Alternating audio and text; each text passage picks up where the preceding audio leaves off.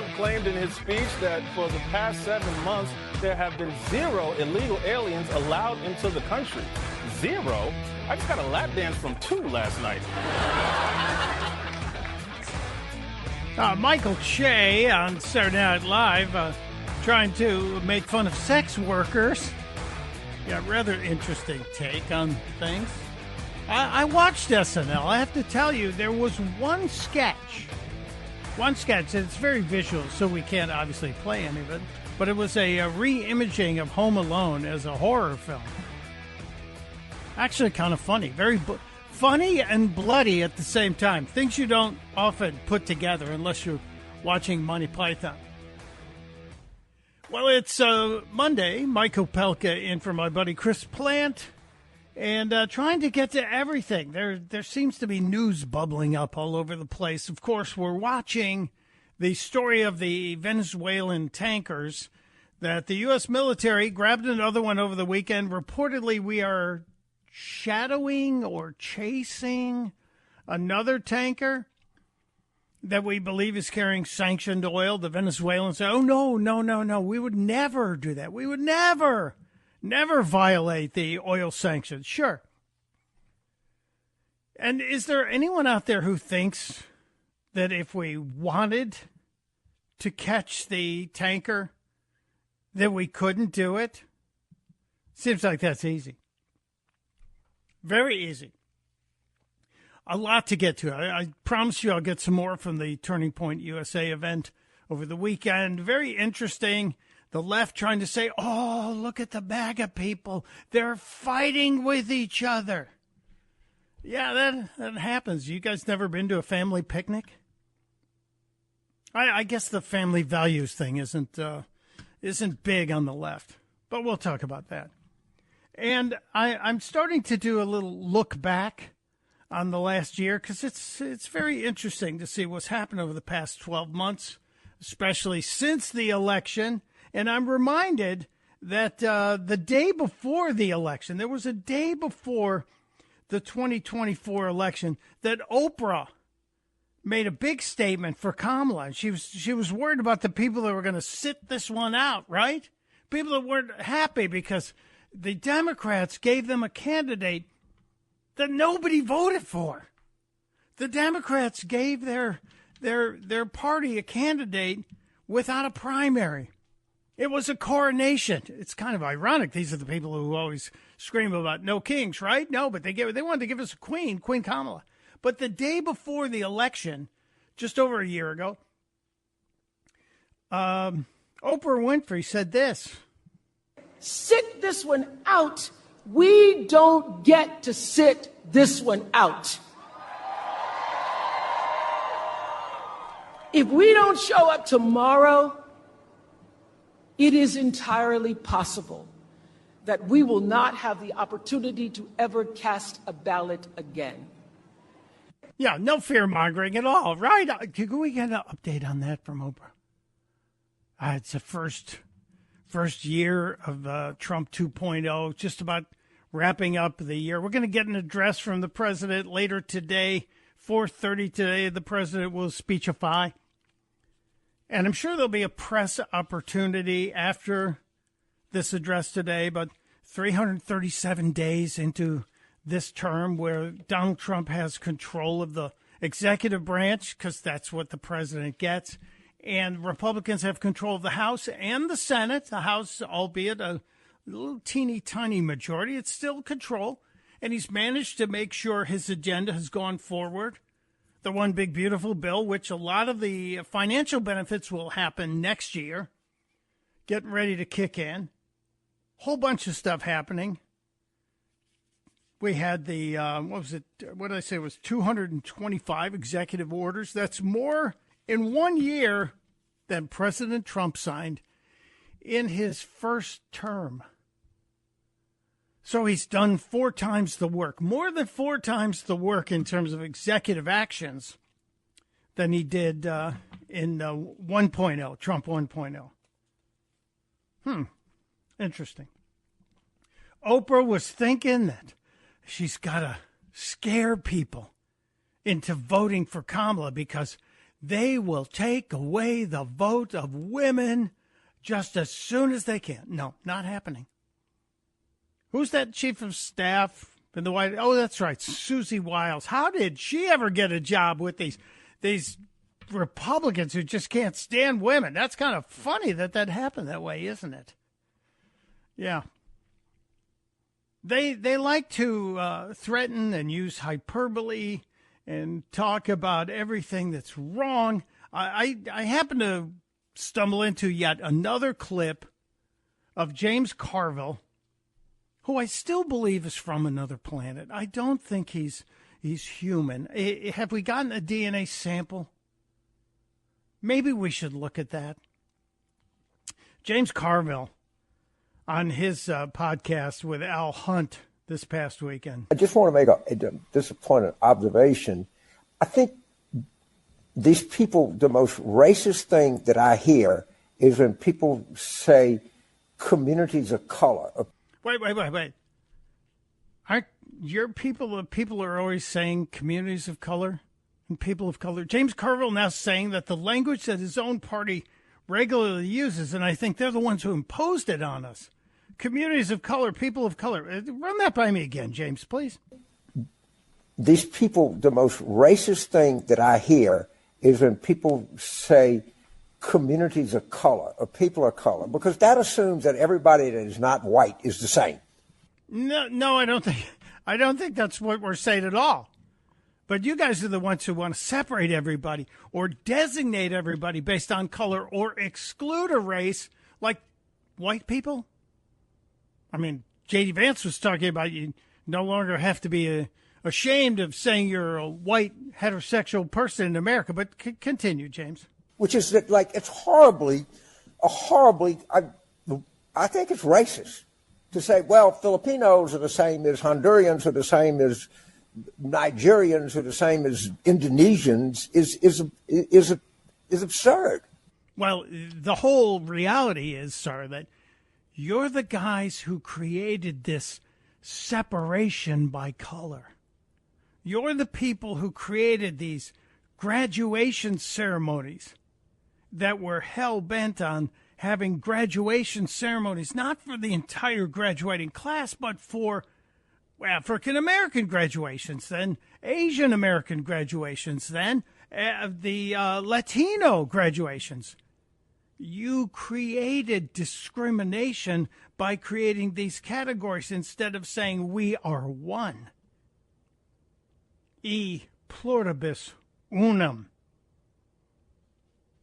Think about it. It's interesting. It's funny how it all turns back around on them, isn't it? Really, it always makes me laugh when they finally have their circular logic come right back around to them. Very funny. Phones have been very active today, as you know. Whenever I'm in for Chris, as Chris loves to talk to the people, 888-630-9625, 888-630-9625. Let's check in Chattanooga, Tennessee. Hello, Henry. Welcome to the Chris Plant Show. Hello there. I had a comment about this whole trolling Trump doing on the Kennedy Center. You know, he really needs to continue on because Trump and Kennedy actually have more in common than people will realize. The Kennedy Space Center down in Florida really should be renamed the Trump-Kennedy Space Center or the Trump-Kennedy Space Force Center because Trump, as you know, in his first term, he created the Space Force. Yeah. He renewed the whole space program. He fixed a lot of what the Democrats broke in the space program at NASA. And just as he fixed the Kennedy Center for the performing arts, he also has fixed our space program. So it's absolutely appropriate for Trump to rename the Kennedy Space Center in Florida. He needs to call it the Trump Kennedy Space Center. Now, this is interesting. This is interesting. I don't know if it will irritate them, Henry, as much as the Kennedy Center in D.C., because let's face it, Florida's the free state of Florida. It is the reddest state in the country right now, so you won't get a whole lot of offendinistas running around with their hair on fire. You'll offend a few, but just the fact that the Trump Kennedy Center for the Performing Arts is right there in the nation's capital. You got Jim Acosta running around pounding the dirt. You've got MS-13 now, who's upset about it. But I like it. I think you make good sense on this. President Kennedy did give us the challenge before he was tragically assassinated, saying he wanted to put a man on the moon and bring him home safely in this decade, whatever decade was, back when he was president. And we accomplished that. Now, President Trump, I think he said it Friday, or maybe this is what he's doing today. He's wanting us to establish a permanent base on the moon. And maybe that's what's coming up. And if that happens, then we might see a renaming of the Kennedy Space Center. So we could see that happen. Very interesting. The other story that we have to keep an eye on, speaking of Washington, D.C., the former police chief of Washington, D.C., I say former because Friday, Pamela Smith, the police chief, stepped down. And for those of you who don't remember the chief, one of the earliest indications we had to the, let's just say, lack of competence in the D.C. police chief was when she was asked about chain of command. Well, is it Pam Bondi speaking to the mayor, speaking to you, or how does this work? So the executive order is clear. The president has requested MPD services, and our home rule charter outlines the process. The president designated Attorney General Bondi as his proxy to request services through me. That's what the chain of command is now? What does that mean? Well, so that's the chief of police being asked the chain of command now. And she said, what does that mean? In case you missed it. That's what the chain of command is now? What does that mean? Well, and what does that mean? Instantly, Mayor Bowser stepped up to clarify what was going on. So the former chief of police had no idea what the chain of command was. Can you imagine being the head of the D.C. police, being the chief of the D.C. police, and not knowing what the term chain of command means? Well, there was a little bit of a heated farewell on Friday, press conference that happened Friday. Now, she's kind of upset, and this is part of the walkout ceremony. It must not be playing. I'm going to have to get this to Michael Piercy, see if we can play this for you. We'll take a break, see if we can straighten this out. But Chief Smith, with a screaming meltdown in a resignation speech. We'll get right to that. It's Mike Opelka in for Chris Plant on the Chris Plant Show.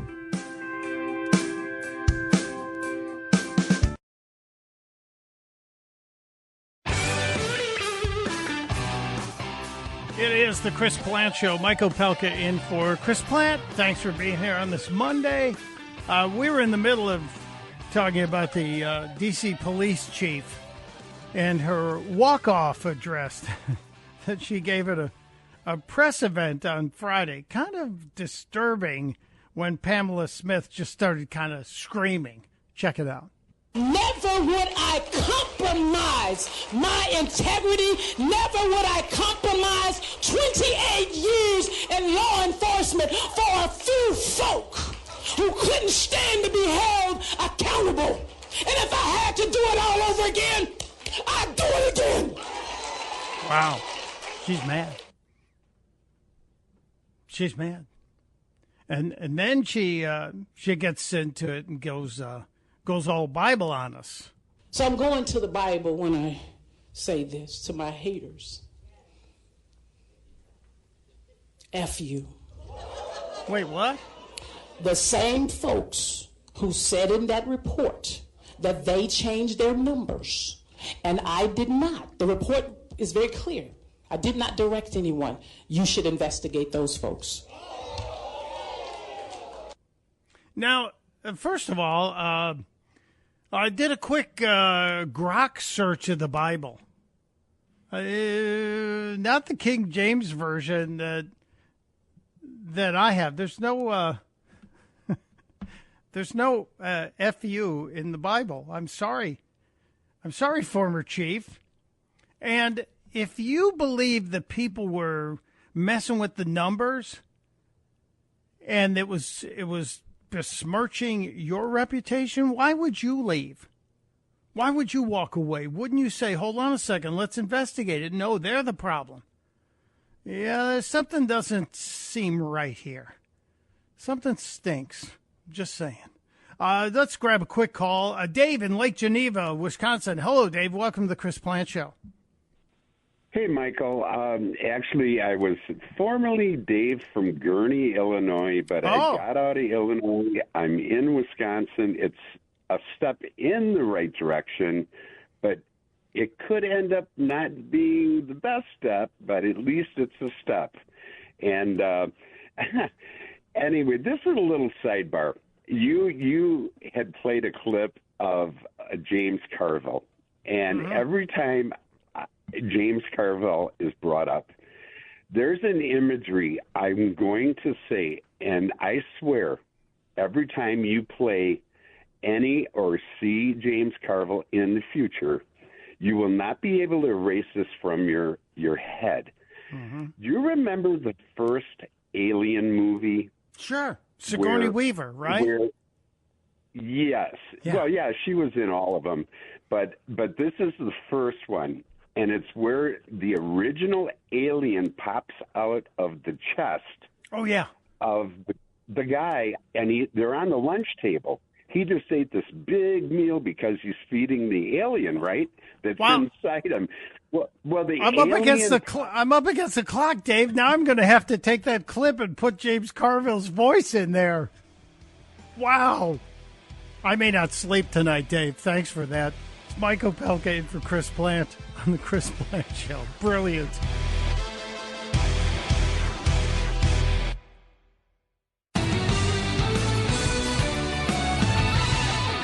It is the Chris Plant Show. Mike Opelka in for my buddy Chris Plant. Kicking off Christmas week here. And maybe there's hope. Witkoff is saying the president's negotiator sent over to Russia to try and get this war between Russia and Ukraine solved, that there is constructive and productive talks going on. Meanwhile, Russia says one of their big generals got blown up in a car bomb in Moscow. So keep an eye on that. There are things happening. It's not the holiday shutdown. Everything keeps going. Are you one of the people that is a customer of one of those car coverage plans, those extra coverage plans? The one name that comes to mind is Car Shield. They are a big deal, I guess, maybe one of the biggest. The Federal Trade Commission has just hit Car Shield with a big ruling. This month, more than 168,000 Americans will open their mailboxes and find checks from the FTC. And it's all tied to a case that exposed some deceptive practices, apparently, in the vehicle service contract industry. And there was a $9.8 million in money that's headed back to consumers. So maybe you were a customer. Maybe you'll get one of the, now you got to cash it pretty quickly because it's good for 90 days. This came out of an action that started in July. Extended warranties, you got to read all of it. Just don't read the big print. Read the small print too. But keep your eyes on that. If I get more details on it, but that's going out 168,000 checks. And that means the FTC must have gotten paid by CarShield. We'll keep an eye on that. I want to get to some of the Turning Point USA clips from the weekend and the big wrap-up yesterday with the vice president. But Eric is calling from Fayetteville, North Carolina. Hello, Eric. Welcome to the Chris Plant Show. Hey, Mike. Thanks for your great job as normal. Thank you. I appreciate that. Yeah. So about a month or so ago, I was scrolling around all the news, and I saw this massive study that came directly from the Fed. So basically, it's Trump's enemy. And this study they had done, I think 40 of their economists had studied tariffs and their impact on inflation. And they found that over the last 100-plus years, tariffs had never had anything a negative impact. In fact, had some positive impact on inflation. And then that study just disappeared, and I never saw it again, and I never heard any of our side of the punditry talking about it. But it basically proves Trump's point.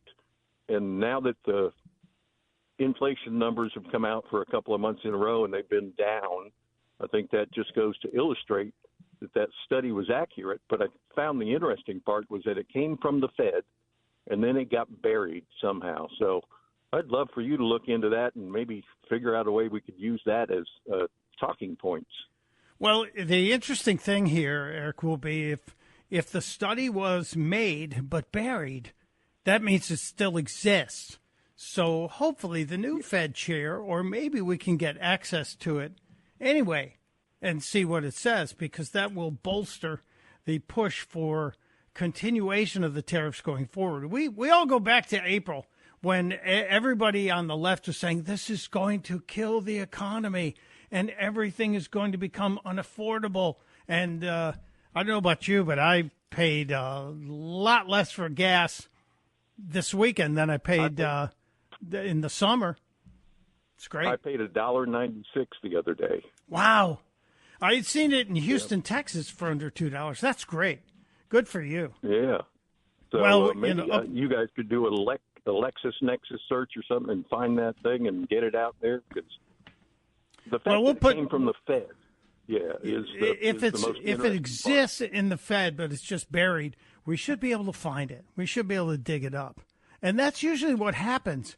They'll commission a study, and they're looking for the confirmation bias that will show and prove their point, and then suddenly, look what happened. We can see a parallel to this in climate and the way the climate change thing happened.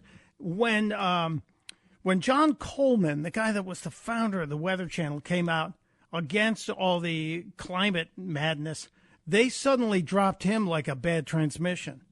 And it's just, if it doesn't fit the agenda, you will be put on the back burner. And that's what we've seen. Very interesting point. I'll try and do my homework on it. Maybe we'll have an answer for you tomorrow, or at least pretty soon. But thank you, Eric. Appreciate it. I have to say, I love what the administration is doing in getting people who shouldn't be in this country out of the country. I love the fact that Tom Homan and ICE and DHS are getting people that are draining our systems out of the country. Look, if you want to come here illegally. I might have a problem with one of the programs. Secretary Kristi Noem was talking about a program on Fox and Friends, and for a while we've been paying people or offering people $1,000 to leave. We'll give you a flight back to whence you came and $1,000. Well, that changed today. Go through the immigration process anymore. They're in the country illegally, and they're going to self-deport. And you're announcing a new incentive. What is that announcement, Madam Secretary?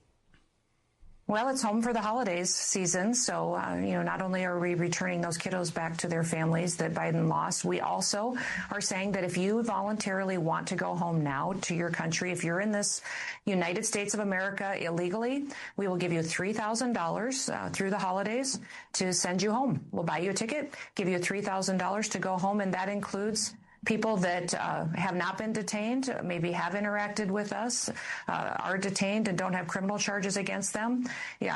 Raise your hand. We'll help you get home. We'll facilitate it, and you might get the chance to come back to this country the right way. So interesting. The free ticket back to your home country, that's still available, but the $1,000 is now tripled. It's $3,000 you'll get to leave. over the weekend, we saw reactions on social media from members of our military who were receiving their $1,776 bonus, the warrior bonus from the United States government, effectively from President Trump, right? But why should the people here illegally get more than the warriors? Just throwing that out there. I just think that's one of those things we need to talk about. I'm all for getting them out of here, and I realize we save money by booting these people out of here quicker. But the warriors really should be getting more than the people here illegally. One of those things is going to bother me. And I'm sorry to disagree. Some of you are going to say, what do you disagree with? I can disagree. All right, let's get a little bit from Turning Point USA. Vice President J.D. Vance, he was the closing speaker. Very, very inspiring. Unlike the left, we stand against treating anybody, and I love what Nikki said about this. We don't treat anybody different because of their race or their sex. So we have relegated DEI to the dustbin of history, which is exactly where it belongs.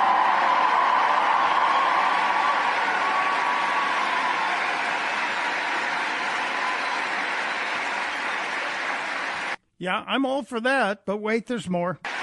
In the United States of America, you don't have to apologize for being white anymore.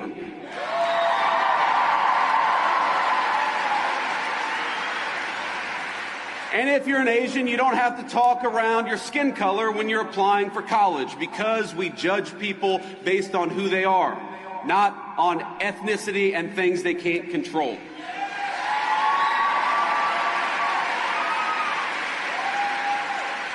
We don't persecute you for being male, for being straight, for being gay, for being anything. The only thing that we demand is that you be a great American patriot, and if you're that, you're very much on our team.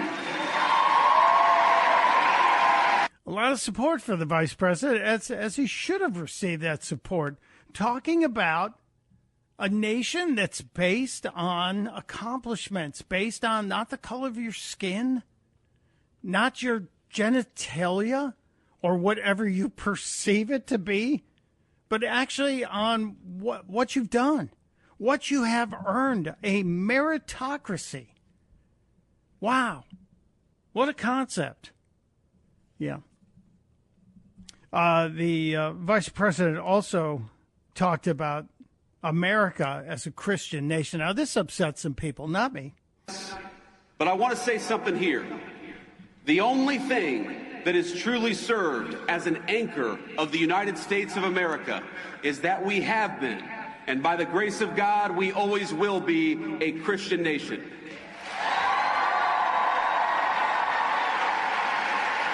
Now, that kind of standing ovation, America is a Christian nation, but does that mean it's a Christian-only nation? Vance continues to break this down.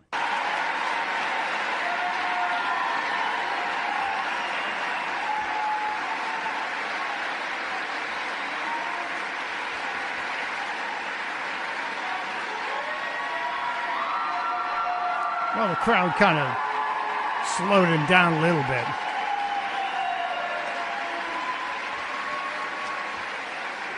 Now, I want to be explicit because, of course, the fake news media will twist everything that I say. I'm not saying... Do you feel about them the same way I do? I'm not saying you have to be a Christian to be an American. I'm saying something simpler and truer. Christianity is America's creed. The shared moral language from the Revolution to the Civil War and beyond. Across that history, our country's major debates have always centered on how we could best as a people please God. Now, there will be people that have a problem with this because there is no state religion.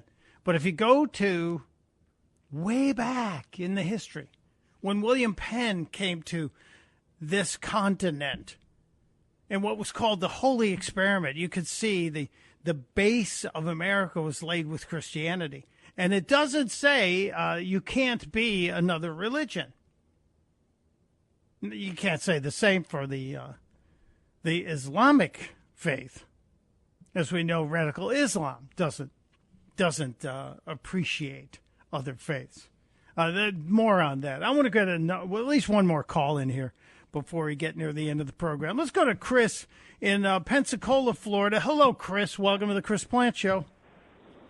Hi, good morning, Mike. The last caller was talking about how the economy was, how great it is. The fuel prices are dropping around the country and everything. Part of Florida being a vacation state and all that, the fuel prices are always going to be, a little higher on the taxes and on the back end. And it's fine. Yeah, I'm putting diesel in my truck at $3.15 a gallon, and that's great and all. But there's still other things out there that still cost a ridiculous amount of money. When you go to the grocery, I'm a middle class citizen. Okay, I make a decent amount of money a year, but it's still every time I go to the grocery store, I'm sitting there contemplating whether or not I need to buy that brand or that brand because the prices are ridiculous. It needs to go further than just fuel prices. Sure. It needs to trickle over to the everyday needs that us citizens have to have to survive every day. Gas just isn't the only thing that we survive on. Chris, you're right. You're right. But there is a relationship, a causational relationship between the price of fuel to transport goods and the price of those goods. So while fuel prices have come down, it takes a while for that reduced cost to trickle down to the people who are providing those things. Now, we have seen a precipitous drop in the price of eggs from a year ago, but that was more tied to the bird flu, which, you can't really blame that on any president. That's just an effect of there weren't enough birds laying enough eggs. But we do have other issues in beef and some of the other products that you talk about. And I do the grocery shopping in our house.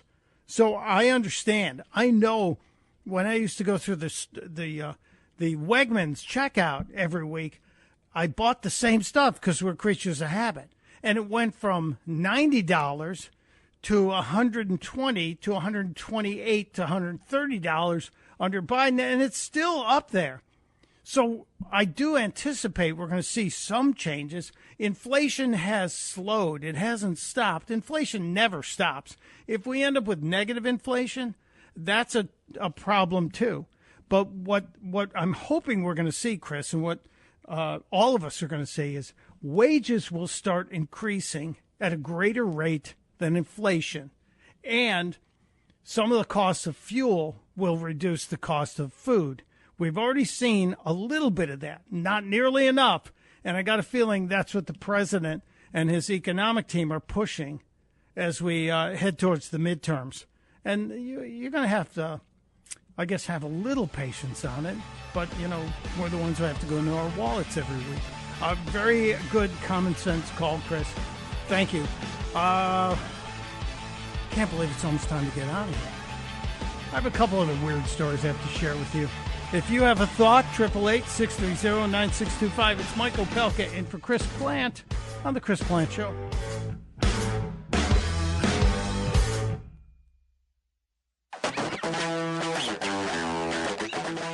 It is The Chris Plant Show, and I can't believe it's almost time for us to get out of here today. Mike Opelka, hoping, God willing, I'll be back tomorrow, and we'll cover everything in the news. The president has something to say at 4:30 today, which usually means 5 o'clock. But we'll find out, and we'll cover it together. I'm sorry I didn't get to do a deep dive on the big funeral that happened over the weekend here in the nation's capital. The funeral for the penny was held at the Lincoln Memorial on Saturday. Yeah, I know it's just been a month, but there it is. The penny. And it was BYOP, apparently, bring your own penny to pay your own respects. They gave a send-off to the little copper hero. I still can't believe somebody paid what was it, $16 million for the last 3 minted pennies. I wonder how long you're going to have to wait for that investment to pay off. The other story that is just another cautionary tale, the Waymo cars. Those are the self-driving taxis. It's like you ring for an Uber or a Lyft, but it's with Waymo, and there's no driver. The car just shows up, and then it's going to take you to where you've paid it to take you. They're in Philadelphia now. I'm going to attempt to experience one just to share with you what's going on, but not tomorrow, so it'll take me a couple days. But the self-driving cars are in San Francisco, and I think they're in Arizona too. But San Francisco had a little power problem. 130,000 customers in San Francisco had the power go out over the weekend. 30% of the city at one point still without power. And when the traffic lights don't work, the self-driving cars don't know what to do. This is something we didn't think about. Huh. I wonder if the robot revolution can be shut down by just shutting off all the power. Maybe we need to rethink putting these mini nuclear power plants in these data centers. I'm just saying, the self-driving Waymo cars couldn't figure out what to do when the power went out. It'll be interesting. We'll follow up. So many stories still left on the table. We'll try and get to them tomorrow. It's Mike Opelka reminding you, testudo, my friends. Testudo.